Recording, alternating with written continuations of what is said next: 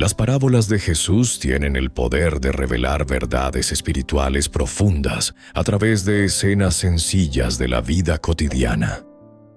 En el Evangelio de Lucas encontramos enseñanzas que confrontan, consuelan y llaman a tomar una decisión. No fueron contadas para entretener, sino para transformar el corazón de quienes escuchan con atención y humildad. Cada relato, con personajes comunes como un pastor, una mujer, un padre, un juez o un agricultor, contiene verdades sobre el reino de Dios, el carácter divino y la condición humana. Al estudiar estas 12 parábolas, no debemos limitarnos a buscar una interpretación, sino preguntarnos cómo aplicarlas. ¿Qué quiere cambiar Jesús en mí por medio de esta historia? En este estudio reunimos algunas de las parábolas más significativas del Evangelio de Lucas, acompañadas de reflexiones que ayudan a comprender el llamado de Cristo a vivir una vida auténtica, humilde, perseverante y fiel. Primera, la parábola del rico y Lázaro. En Lucas 16, 19 al 31 se nos presenta a un hombre rico que vestía con ropas lujosas y vivía cada día rodeado de abundancia. A su puerta estaba un mendigo llamado Lázaro, cubierto de heridas, deseando alimentarse con las sobras que caían de la mesa del rico. Incluso los perros se acercaban a lamer sus llagas. Con el tiempo el mendigo murió y fue llevado por los ángeles al seno de Abraham. También murió el rico y fue sepultado. En medio del tormento levantó la mirada y vio de lejos a Abraham y a Lázaro junto a él. Entonces clamó pidiendo misericordia y rogó que Lázaro mojara la punta de su dedo en agua para refrescar su lengua, porque sufría en aquella llama. Pero Abraham le respondió que recordara cómo en vida él había recibido bienes, mientras Lázaro había padecido males. Ahora Lázaro era consolado, y él sufría tormento. Además, había un gran abismo entre ambos lugares, de modo que nadie podía pasar de un lado al otro. El rico entonces pidió que Lázaro fuera enviado a la casa de su padre, porque tenía 5 hermanos, para advertirles y evitar que terminaran en aquel lugar de sufrimiento. Abraham respondió que ellos ya tenían a Moisés y a los profetas, y que debían escucharlos. El rico insistió diciendo que si alguien resucitado de entre los muertos iba a ellos, se arrepentirían. Pero Abraham respondió que si no escuchaban a Moisés ni a los profetas, tampoco serían persuadidos, aunque alguien volviera de entre los muertos. Jesús presenta aquí 2 figuras opuestas: un hombre rico que vive en lujo y un mendigo enfermo abandonado a su puerta. Durante su vida, el rico ignora a Lázaro, pero después de la muerte, sus destinos cambian por completo. Lázaro es recibido en un lugar de consuelo y honor, mientras el rico queda en tormento. La parábola no condena la riqueza en sí misma, sino la indiferencia, la dureza del corazón y la ausencia de arrepentimiento. Su enseñanza central es urgente.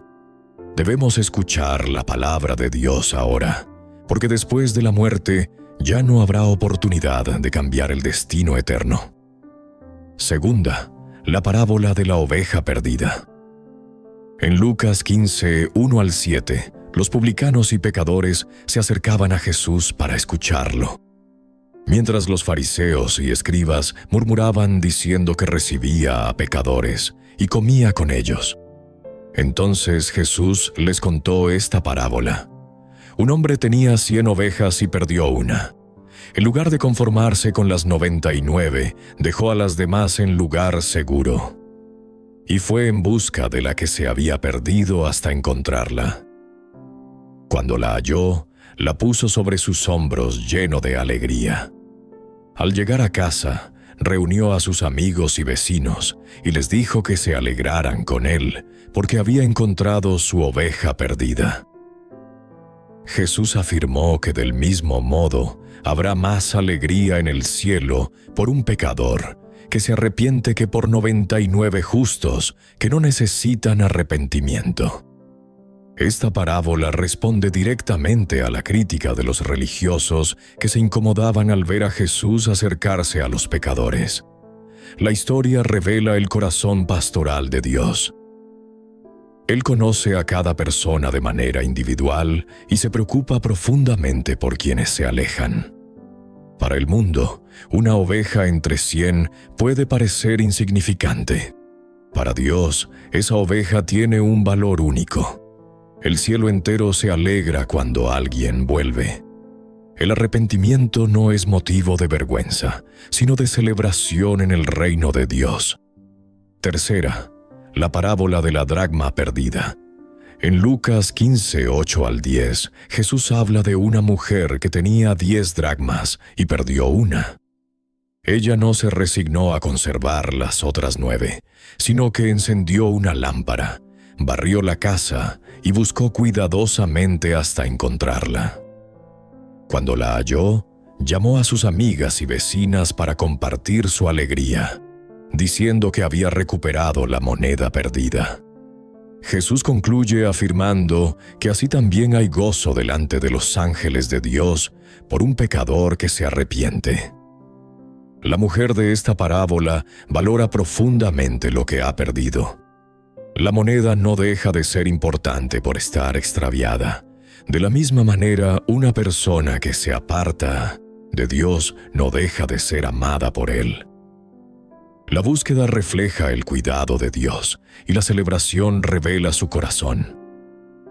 Él se alegra profundamente cuando una persona se arrepiente de forma sincera. Esta parábola es más que una historia. Es una declaración de valor. Eres demasiado importante para que Dios te deje atrás. Cuarta, la parábola del hijo pródigo. En Lucas 15, 11 al 32, Jesús cuenta que un hombre tenía 2 hijos. El menor le pidió al padre la parte de la herencia que le correspondía. El padre repartió sus bienes, y poco después el hijo menor reunió todo lo suyo y se marchó a una tierra lejana. Allí desperdició sus recursos, viviendo de manera desordenada. Cuando lo perdió todo, llegó una gran hambre a aquel país y comenzó a pasar necesidad. Entonces se unió a uno de los habitantes de aquella tierra, quien lo envió a cuidar cerdos. Tenía tanta hambre que deseaba alimentarse con lo que comían los animales, pero nadie le daba nada. Entonces volvió en sí y recordó que los trabajadores de su padre tenían pan en abundancia, mientras él moría de hambre.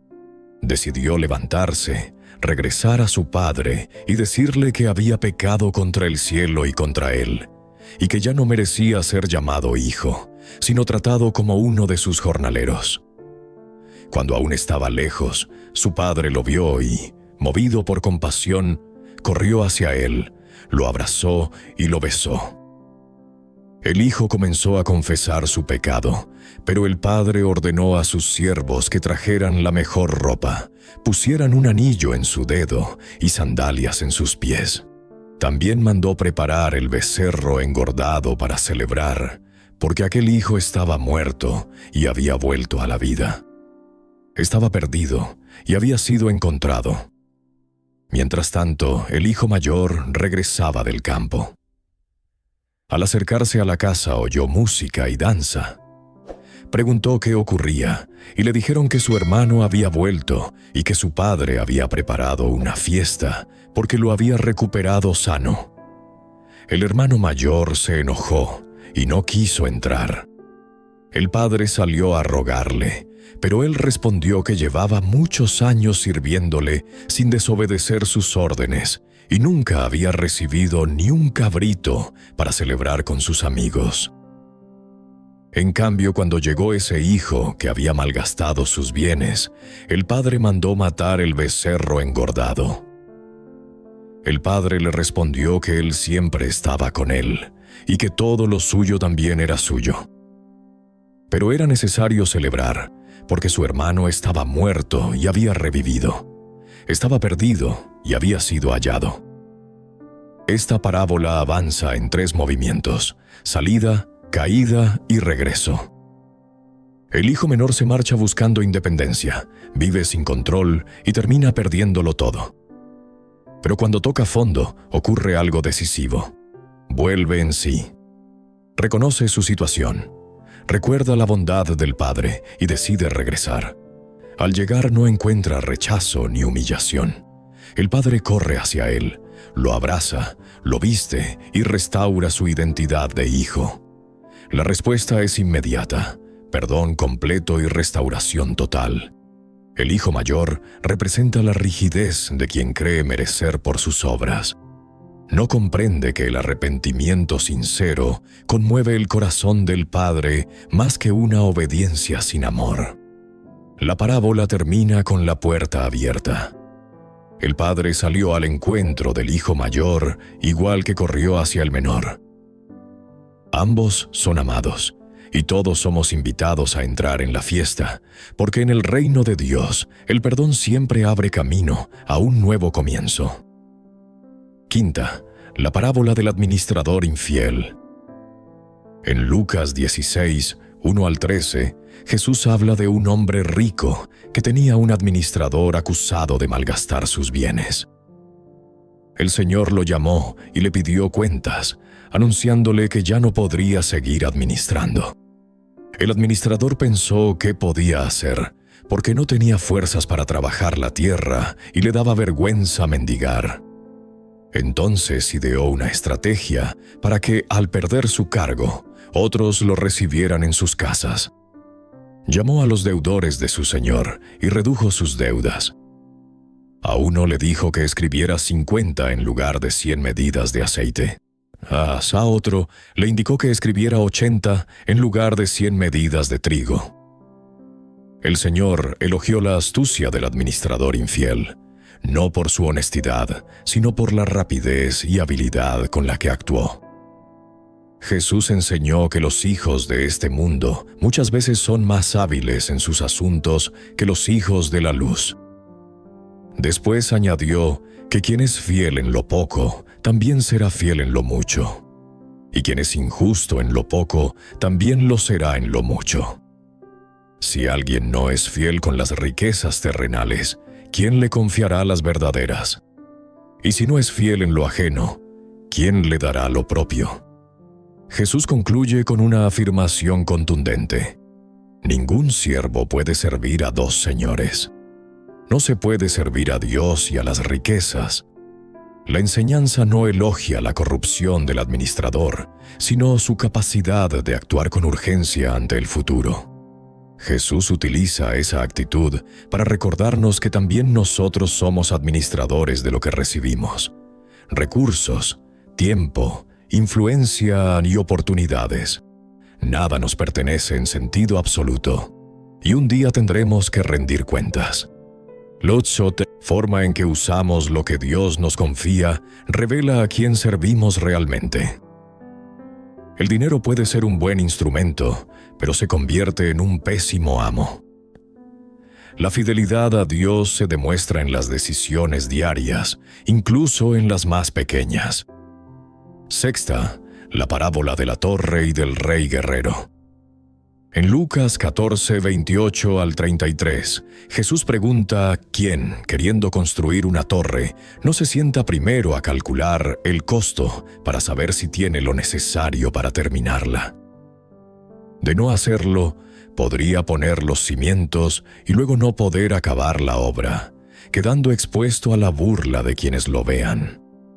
También pregunta qué rey, antes de salir a combatir contra otro rey, no se sienta primero a evaluar si con 10,000 hombres puede enfrentarse al que viene contra él con 20,000. Si ve que no puede, enviará una delegación para pedir condiciones de paz.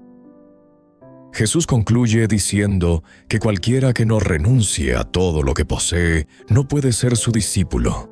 Jesús iba camino a Jerusalén y una gran multitud lo seguía. Muchos querían estar cerca de él, pero pocos estaban dispuestos a vivir conforme a sus enseñanzas. Por eso lanza una advertencia clara.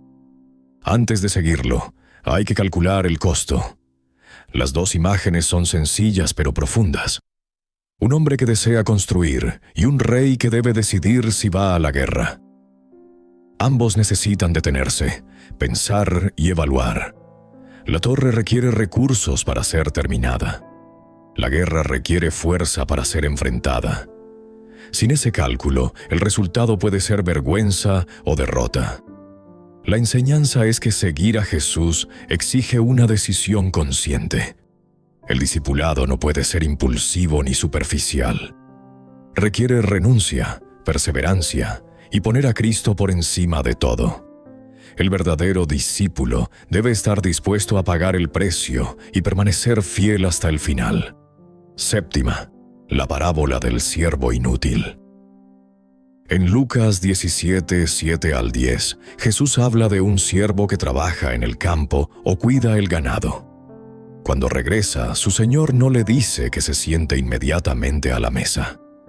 Más bien le pide que se prepare para servirle mientras come y bebe, y después podrá comer él. Jesús pregunta si el Señor debe agradecer al siervo por haber hecho lo que se le ordenó. Luego aplica la enseñanza a sus discípulos. Cuando hayan hecho todo lo que se les mandó, deben decir que son siervos inútiles, porque solo hicieron lo que debían hacer.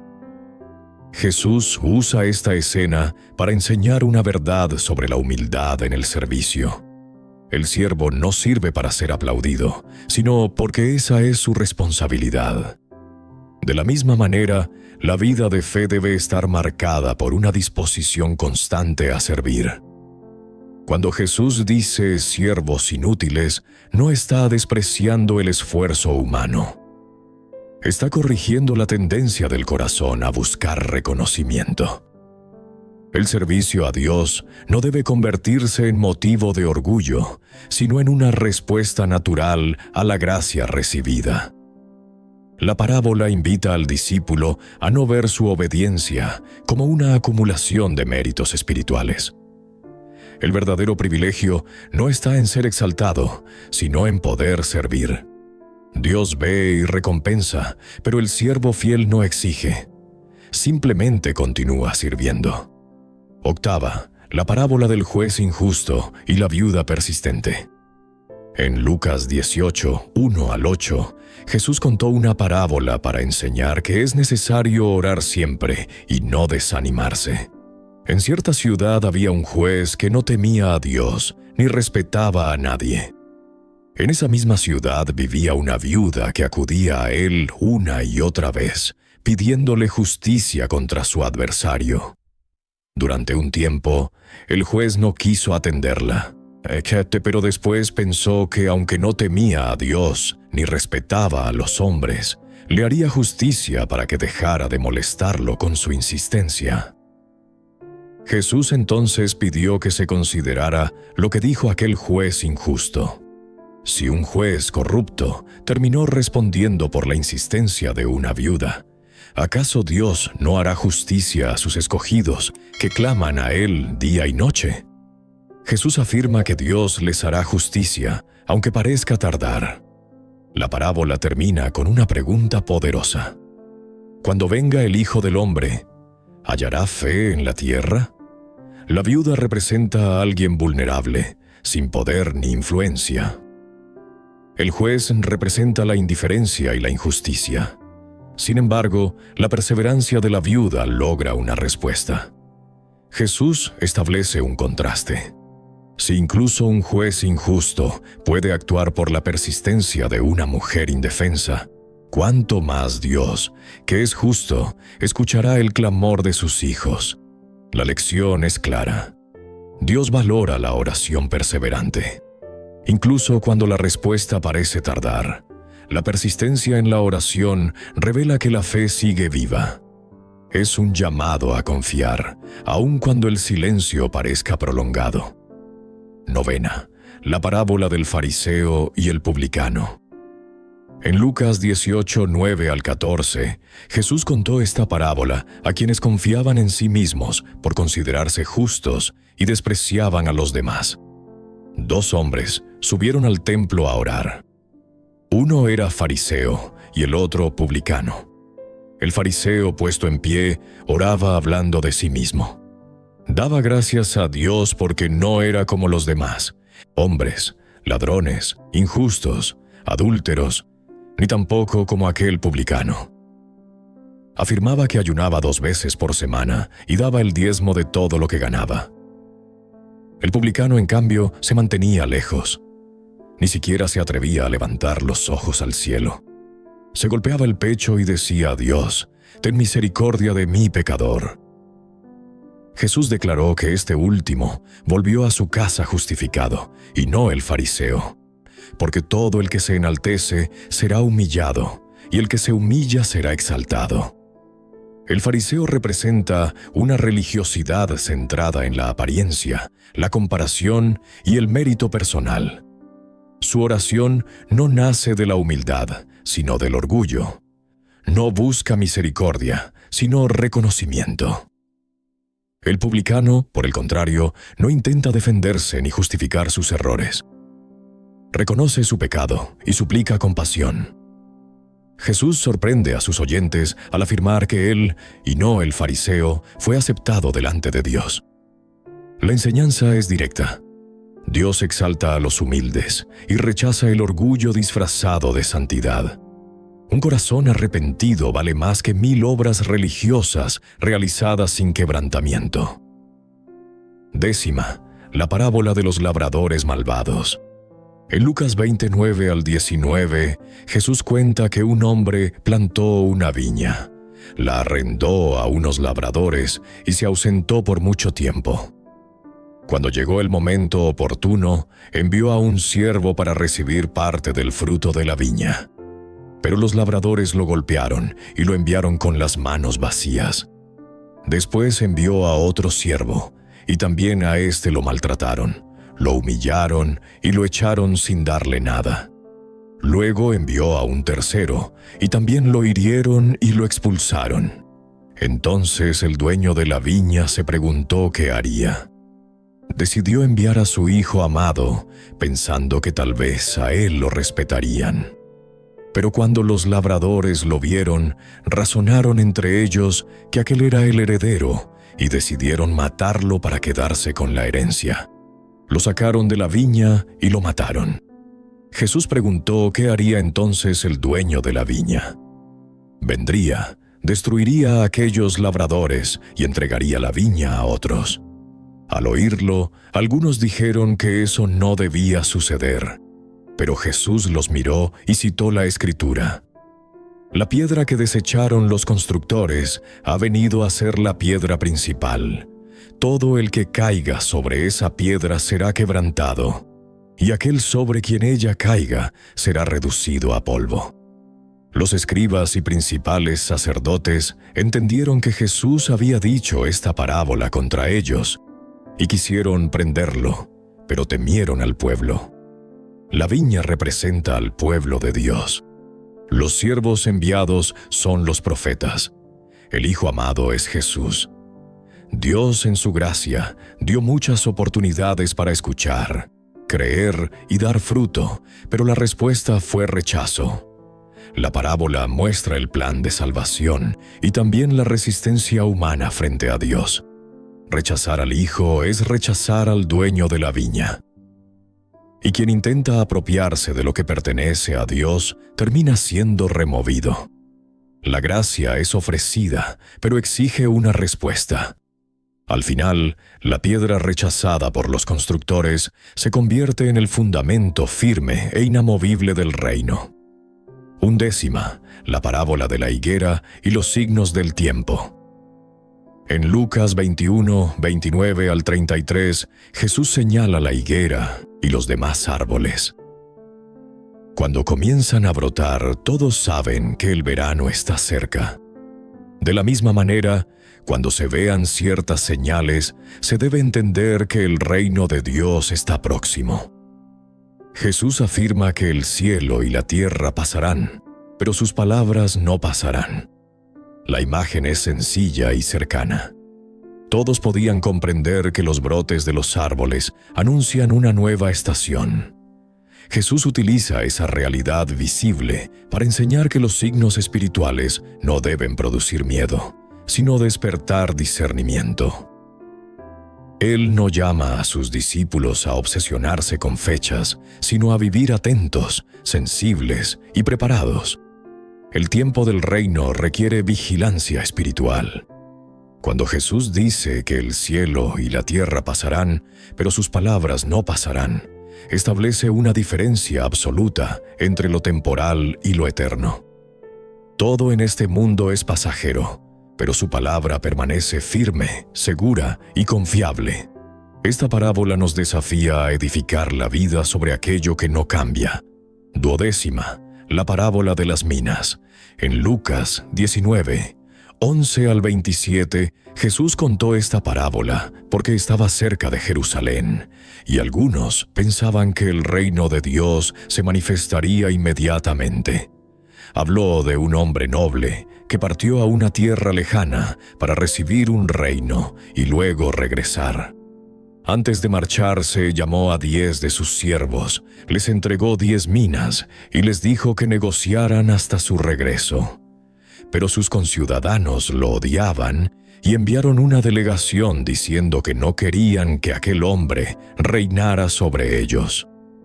Cuando volvió después de recibir el reino, mandó llamar a los siervos a quienes había dado el dinero para saber cuánto habían ganado. El primero dijo que su mina había producido 10 más. El Señor lo felicitó y, por haber sido fiel en lo poco, le dio autoridad sobre 10 ciudades. El segundo dijo que su mina había producido 5 y recibió autoridad sobre 5 ciudades. Pero otro siervo llegó diciendo que había guardado la mina en un pañuelo porque tenía miedo de su señor, a quien consideraba un hombre severo. El Señor lo reprendió, diciéndole que por sus propias palabras sería juzgado. Si sabía que era exigente, debió al menos poner el dinero en el banco para recibirlo con intereses. Entonces ordenó que le quitaran la mina y se la dieran al que tenía 10. Algunos objetaron que aquel ya tenía 10, pero el Señor declaró que al que tiene se le dará más, y al que no tiene, aún lo que tiene le será quitado. En cuanto a los enemigos que no quisieron que reinara sobre ellos, serían juzgados. Esta parábola enseña que todos reciben algo de Dios: dones, tiempo, oportunidades y responsabilidades. Y un día cada uno tendrá que rendir cuentas. El hombre noble representa a Jesús, quien asciende al cielo y volverá como rey. Los siervos reciben una encomienda clara: trabajar fielmente hasta su regreso. 2 siervos actúan con responsabilidad, multiplican lo recibido y son recompensados con autoridad. Otro, dominado por el miedo, no hace nada. Su problema no fue económico, sino espiritual. No confió en su Señor y no fue útil con lo que recibió. Cuando el rey vuelve, juzga con justicia. Recompensa a los fieles, reprende a los negligentes y condena a quienes rechazaron su gobierno. La enseñanza es directa: quien es fiel en lo poco será honrado en lo mucho. Quien descuida lo recibido sufrirá pérdida. Las parábolas de Jesús en el Evangelio de Lucas forman una invitación constante al arrepentimiento, a una fe viva y a una entrega sincera al reino de Dios. Hablan de un Dios que busca, espera, corrige, perdona y celebra cada corazón que se rinde ante Él. Más que relatos hermosos, son espejos para el alma. Revelan tanto la bondad divina como la responsabilidad humana. Algunas enseñan vigilancia, otras humildad, fidelidad en la administración, perseverancia en la oración o el valor incalculable de una sola vida. Que cada una de estas parábolas encuentre espacio en nuestro interior para producir arrepentimiento, conversión y perseverancia. Que podamos, como siervos fieles, usar correctamente lo que Dios nos ha confiado y al final escuchar del Señor: bien hecho, siervo bueno y fiel. Bienaventurados los que oyen la palabra de Dios y la guardan.